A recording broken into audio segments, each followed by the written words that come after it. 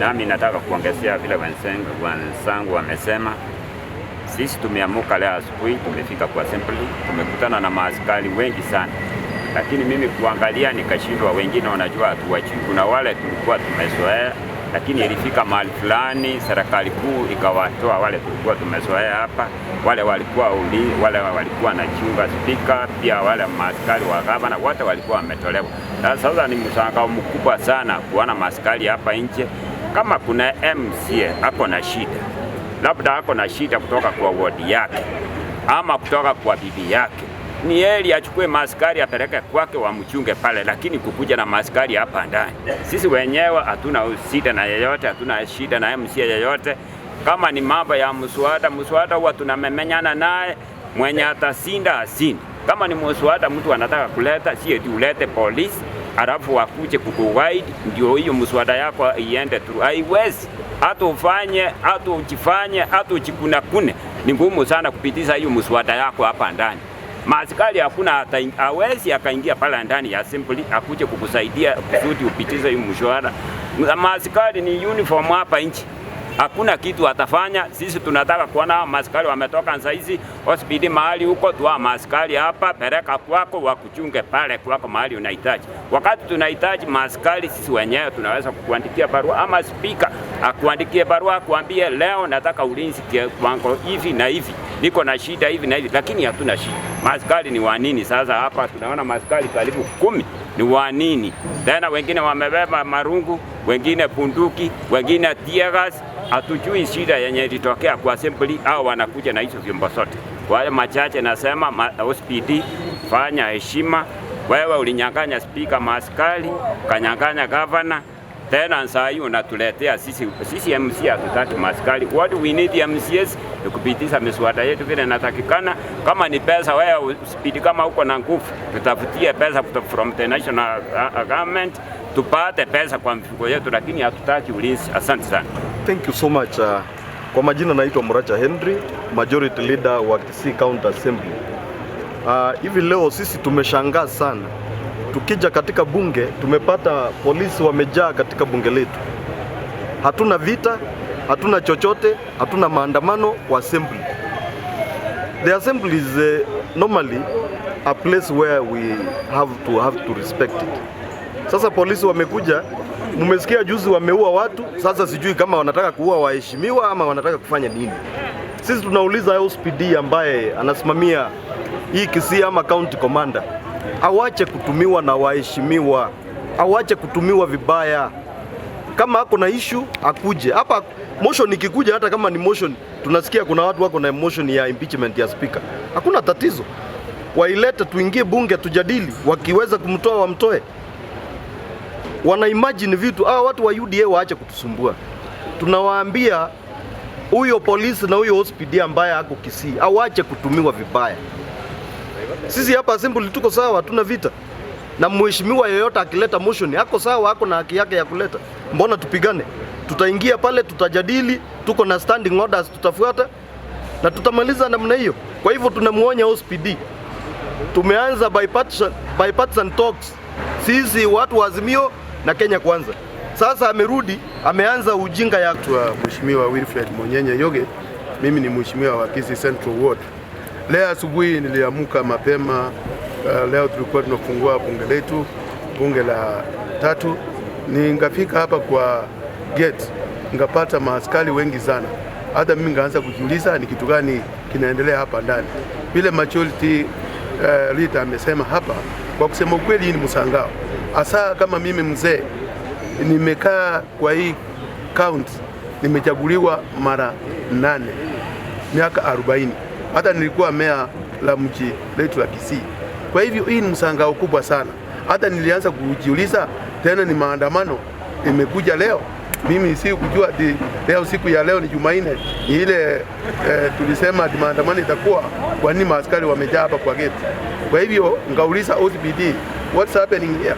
Akaniambia mheshimiwa mwenyewe tumekuja kuchunga nyinyi. Kuchunga sisi nini?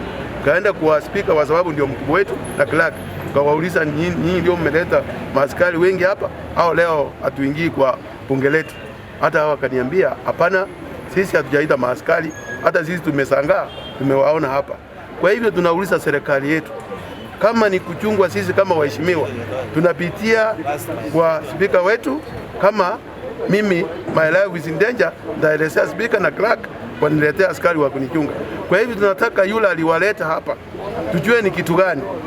Kuna mheshimiwa mwingine hapa hakuna list ati tusaini, tunataka kuimpeach clerk nene speaker, kwani yeye ndio mheshimiwa kwa waheshimiwa 71, yeye ndio anataka kuimpeach speaker. Kwa hivyo kama kuna mambo yetu ya assembly, wacha tuongee kwa assembly. Hataki kuona maaskari hapa, watu wengine tuko na high blood pressure, tutaweza kuanguka. Kwa sababu naambia bwana OCPD, wewe kama unatumika vibaya, please enda waje hiyo. Wewe ulipelekwa shule ukajifundisha vile unatatua mambo ya kisheria. Asanteni. Security about him, Mr. Speaker, and you named that honorable member. And it happens, Mr. Speaker, that honorable member posed my European name is with us here, Mr. Speaker. I wanted to hear, Mr. Speaker, from him, if you can allow.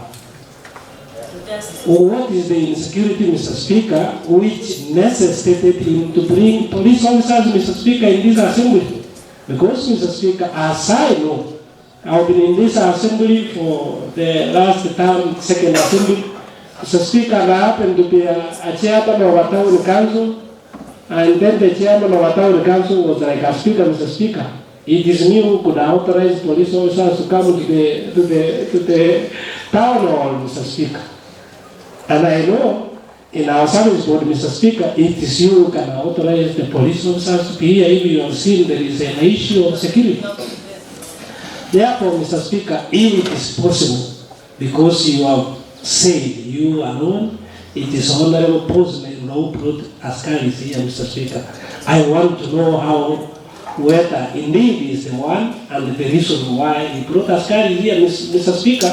This is tainting the image of this county assembly, Mr. Speaker. Because, Mr. Speaker, people know us honorable members. And when they see askaris, Mr. Speaker, outside there from morning, they are holding rungus, Mr. Speaker. They are in full and riot gear, Mr. Speaker. I don't know whether people thought, Mr. Speaker, we are going to riot, Mr. Speaker. And you know, we have lost people, Mr. Speaker, in the mandamanos which have been happening. And I fear, Mr. Speaker, I can go outside there and I can be clobbered, Mr. Speaker, because you never know. And then, Mr. Speaker, there is another thing which I have seen. When I came in the evening, Mr. Speaker, in this afternoon, I saw so many suspicious characters in this assembly, Mr. Speaker. Honorable members can be armed, Mr. Speaker, because the entry to this precincts, Mr. Speaker, the people are supposed to come in by being checked at the gate, Mr. Speaker. And at the end given point, Mr. Speaker, it is in these guidelines that anybody who wants to see an honorable member must be given a card and be escorted to that member. Once he is through, Mr. Speaker, he is escorted outside, Mr. Speaker. Because if we have so many people inside here, we can't know, Mr. Speaker, who will arm us, Mr. Speaker, because the life of honorable members, Mr. Speaker. This is an important statement he's making. Yes. Mr. Speaker, the life of honorable members is in danger because you know once we seek for votes, Mr. Speaker, we create a lot of enemies, Mr. Speaker, because we warn against other people who wanted to win, Mr. Speaker. And therefore, Mr. Speaker, could it be the one who brought the askaris, the one who has brought also suspicious characters in these precincts, Mr. Speaker? I wanted to ask. Thank you. Honorable Dari, I was finished this. Of course, I saw Mairula. His hand up. His hand up. I think he's going to share with us. To be put on record, Honorable Boss came to my office and asked him why. Because I was told by the authority that we have been invited to Honorable Boss. So it is good for clarity. It is good for clarity. And you see, as Honorable Konari said clearly, at the end of the day, you as honorable members, you are going to ask him as the commissioner, what have you done? Mr. Speaker, what have you done? So because that is very okay, because as the Speaker, I asked the authority concerned, and they said it's not Mayor. It is high time that we give Honorable Mayor to clear it, to defend himself. What they say? To first reflect on the issue of dispensaries. I can, Honorable Boss, you see, I moved very fast because the issue of security of honorable members is paramount.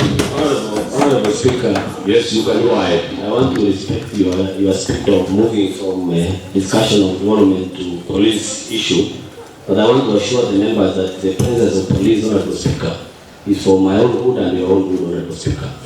At no time, Honorable Speaker, I have seen a police officer as a member for no good reason, Honorable Speaker. We are friends, all of us here, Honorable Speaker. Everybody here, at one time, we have assisted each other. You can ask the Honorable Speaker. Point of inquiry. I'm honorable to let me speak as well as respond on how the police came here, Honorable Speaker. I have defended you explain. And my way of explanation, Honorable Speaker. I let him explain the circumstances. He invited the police first of all. Yeah, Honorable Speaker. Yesterday I wrote in our group in 71 that I am threatened, Honorable Speaker.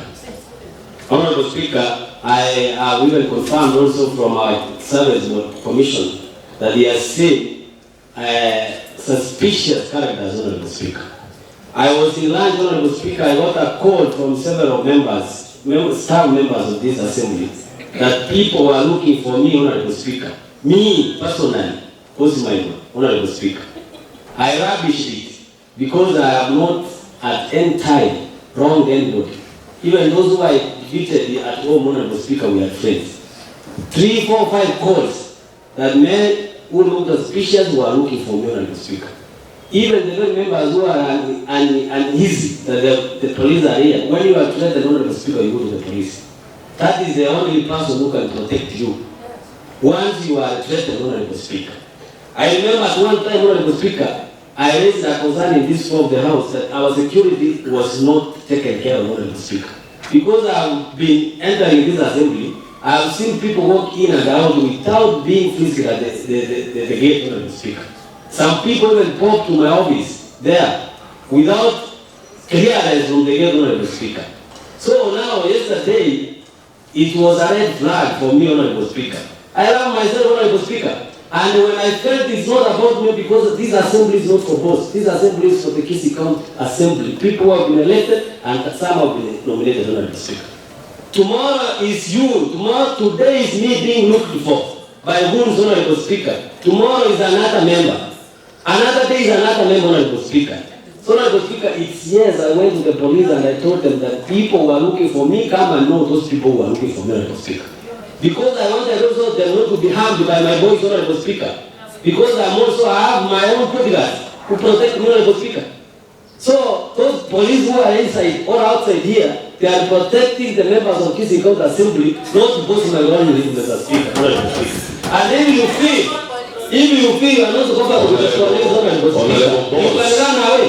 Honorable Boss, you are out of what the Speaker who can order their scar to come and take care. Honorable Speaker, I want to withdraw that as I finish, Honorable Speaker. Honorable Boss, when the Speaker stands, you need to freeze. Honorable Boss, you are out of order. When there is insecurity in the House, who is responsible to make sure that the honorable members are secure? So, Honorable Boss, on that one, that you have made some faces which look like wounds, and you are calling the police in the assembly, minus without even the courtesy of informing the Speaker. Honorable Boss, that one, as the Speaker, are not allowed that. Yes. And any member who will be doing that, it is unprocedural, as stated in our standing orders. I will not accept that. And on that one, at the right time, I am going to give a complaint communication, what we are supposed to be doing. When one of our members is insecure, but the other members on the right note, you are not authorized, you don't have powers to invite any security agents in the premises of the assembly. It is only the speaker and by extension the clerk. Thank you. I reported Honorable Speaker. I didn't invite them. Honorable Speaker. Point of inquiry. I'm not even finished now. I want an inquiry. Thank you, Mr. Speaker. It seems I want to inquire from you, Speaker. Once our securities are missing, all of us are at risk, despite whom you are. I got a call from my mom this afternoon, asking me that my son, are you safe? Asking Mom, what's going on? From the news, my mom told me, she's always in the news. She told me that from the news, we have been told that there is a lot of police in your assembly, with rungus and you are inside. How are you going to manage to come from that house if all the police are outside looking for you? I told Mom, I don't know what you are talking, Mom, because if I was to tell her that there is a lot of police outside, Mom, and which are my cruiser. So I told her on that contest, I told her that I don't know, but I'm going to tell you later. Mr. Speaker, if each of us as a member of this assembly can have the authority to call policemen to guide him or her, this one will be al-sababu, this house will be out of order. Mr. Speaker, we have the capability, we are capable to call our policemen, to call our anybody to come and guide us. I have an ability to bring even 10 policemen here to guide us. But with the law, that one does not allow. If we allow one of our members to bring all the police officers from Kisii County in the name of guarding that leader or that member, then we are out of order on this house. So the stick is on you, Mr. Speaker. You need to do. Speaker, I have stood on this standing order number 104, Mr. Speaker, and number 105. And the reason, Mr. Speaker, I'm saying this is because I'm seeing a gross misconduct from all gross disorderly conduct from the member, Mr. Speaker. And Mr. Speaker, the standing orders are very clear that any member, that's 105, any member may at any time on a point of order invite the Speaker or the chairperson of our committees to name another member for grossly disorderly conduct. But the decision whether or not to do so shall remain with the Speaker or the chairperson, Mr. Speaker. I want to invite you, Mr. Speaker, to name Honorable Pause for gross disorderly conduct. And the reason why, Mr. Speaker, I'm saying this is in standing order number 104, Mr. Speaker, which says this, Mr. Speaker, about what constitutes, Mr. Speaker, a gross disorderly conduct, Mr. Speaker. You have heard very clearly, Mr. Speaker, Honorable Nicodemus Umwamba saying, Mr. Speaker, he has been called from home, Mr. Speaker, by the parents, Mr. Speaker, and you know nowadays people have this sugar issue. Mr. Speaker, once you bring some bad news, somebody can die, Mr. Speaker. And he has said, Mr. Speaker, gross disorderly conduct, Mr. Speaker, involves the following, Mr. Speaker. And the one which I want to stand on, Mr. Speaker, is in chain, Mr. Speaker. Before I go to chain, Mr. Speaker, gross disorderly conduct constitutes conduct is gross disorderly if the member concerned creates actual disorder, Mr. Speaker. Mr. Speaker, B, knowingly raises a false point of order. Number C, uses or threatens violence against a member or other persons, Mr. Speaker. Bringing askaris here, Mr. Speaker, and the wounds, because he has said he brought his wounds, Mr. Speaker, to make sure that we are not armed. That is, Mr. Speaker, threatening our security, Mr. Speaker. I'm going down. It's on the point of order and treating the orders very clearly. Mr. Speaker, number D persists in making serious. Mr. Speaker, number D persists in making serious allegations without, in the Speaker's opinion, adequate substantiation, Mr. Speaker. He has allegedly says, Mr. Speaker, that his life is in danger, Mr. Speaker, without even the Speaker, Mr. Speaker, substantiating it adequately, Mr. Speaker, that there is a danger in Israel, Mr. Speaker. Number Speaker, to come to this assembly, you have not been elected, Mr. Speaker, to bring askaris inside here. That is abusing his privilege of entering here, Mr. Speaker. Because if you enter with askaris, Mr. Speaker, and enter with wounds, Mr. Speaker, that is abusing the privilege he has been given, Mr. Speaker. Number F, deliberately gives false information on the county assembly. Mr. Speaker, he is giving false information. That, Mr. Speaker, there is insecurity in this assembly, Mr. Speaker. Number G, votes more than once in a breach of these standing orders, and commits any serious breach of this standing order, or number J, Mr. Speaker, acts in The standing order, Honorable Wondal has said is self-explanatory. I don't want to add anything, but I will make a ruling by tomorrow on the same. Thank you.